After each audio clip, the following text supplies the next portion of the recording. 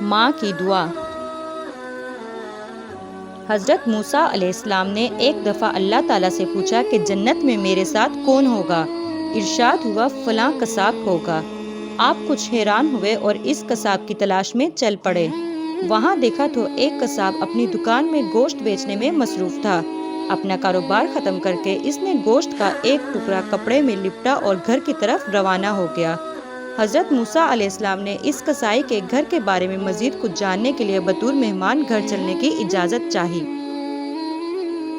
گھر پہنچ کر قصائی نے گوشت کو پکایا، پھر روٹی پکا کر اس کے ٹکڑے شوربے میں نرم کیے اور دوسرے کمرے میں چلا گیا، جہاں ایک نہایت کمزور بڑھیا پلنگ پر لیٹی ہوئی تھی۔ قصاب نے بامشکل اسے سہارا دے کر اٹھایا اور ایک ایک لقمہ اس کے منہ میں دیتا رہا۔ جب اس نے کھانا تمام کیا تو بڑھیا کا منہ صاف کیا۔ بڑھیا نے قصاب کے کان میں کچھ کہا، جسے سن کر قصائی مسکرایا اور بڑھیا کو واپس لٹا کر باہر آ گیا۔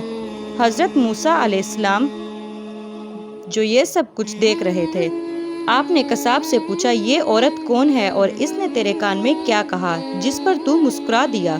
قصاب بولا اے اجنبی، یہ عورت میری ماں ہے۔ گھر پر آنے کے بعد میں سب سے پہلے اس کے کام کرتا ہوں۔